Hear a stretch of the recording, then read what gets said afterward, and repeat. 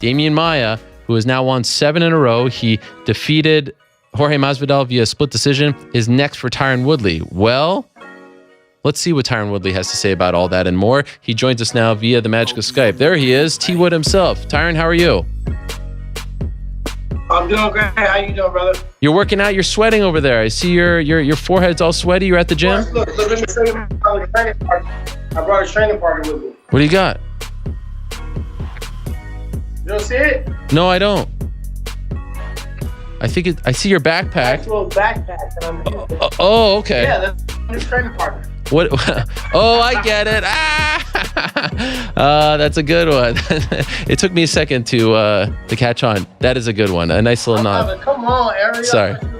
Sorry, my bad. The human backpack himself, Demian Maia. Okay, so let's not waste any time. What did you think of his performance? Were you impressed? I was impressed that he was able to take Jorge down. I didn't think he would be able to take him down and get to him that easily. I thought, the hand speed of Jorge Masvidal, his angles, and just his IQ. He's been in the game for a very long time. It's not like it's a surprise on what Demian Maia would be going for. We all knew he wasn't going to try to stand up and strike with Masvidal. I was surprised that he was able to get to that so often. And, he was on his back the entire fight. That doesn't surprise me. But the fact that he was able to get to the legs, get to the limbs, and, it wasn't really sneaky. It wasn't really fast. It wasn't really explosive. But it happened, and it just really surprised me. Were you surprised that he was unable to finish Masvidal, like in the first round when he had his back? In the past, he's usually been able to lock in the submission and end the fight rather quickly, but Masvidal got out. Did that surprise you? No, I don't want to tell a guy how to finish his move. Obviously he's finished a lot of people with a rear naked choke. He must know what he's doing, so I'm not here to teach him, on how to do it. I was surprised that he wasn't a tad bit more aggressive. I figured, you have his back, you took him down. It wasn't an easy thing to do. While you're back there and you got a full 2 minutes, man, go ham to try to get underneath his neck and finish his deal off. Because if you don't, there's a chance, he might get out, he might break, or get to the next round, you have to start back on your feet, which Jorge would obviously have the advantage. So I was surprised he wasn't a tad bit more aggressive in trying to go for the finish. But, I'm assuming that, Jorge had a few guys on his back this training camp trying to choke him out. He probably, learn how to get hand control. So when he won the fight and got down on his knees in front of Dana White and said, give me that title shot, and you can hear Dana say, you got it. First thing that came to mind was, well, I wonder what Tyron Woodley thinks about all of this.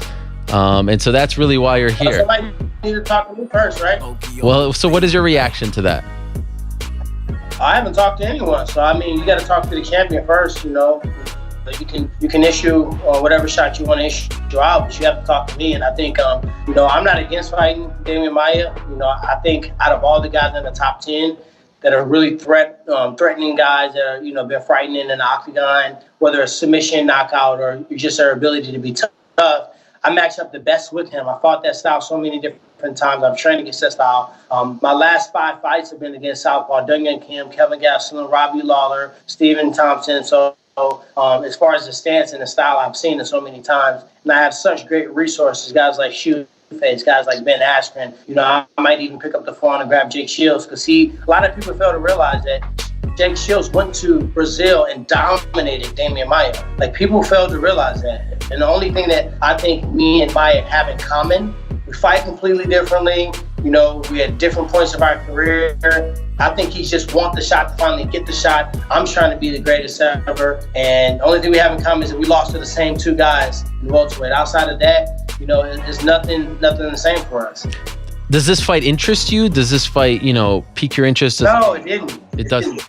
It didn't interest me. It didn't make my adrenaline pump. It didn't, to be honest, neither one of those guys did, because they're trying to build their brand up, and I'm trying to build my brand up, and I feel like my brand is a little bit further than theirs is, so it didn't really interest me. You got to realize, man, I've been in 2 very annoying training camps.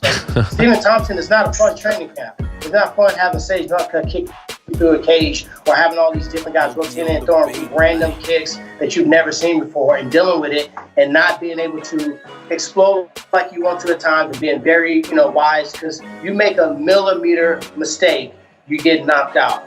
So for me to go into another camp, the 2 best specialists in our sport just so happen to be in my weight class. There's no other weight class that has these guys that are specialists that are still around. It's not like the Royce Gracie days, but Stephen Thompson and Demian Maia has found a way to adapt their striking style and grappling style to the MMA style. It is very frustrating. So I was excited, you know. Jorge Masvidal kind of pumped me up a little bit with some of his shenanigans from the interview. It would have been a fun training camp. You know, I had Shane Mosley Jr., his son was going to spar with me.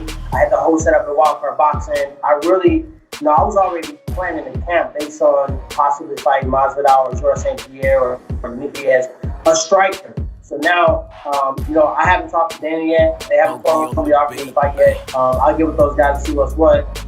But to be honest, I respect the hell out of the dude. I've never taken anyone fight. But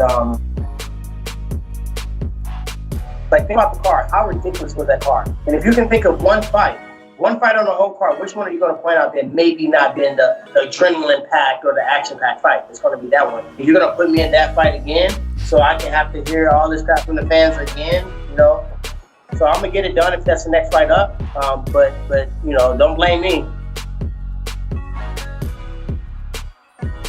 On the beat, ay.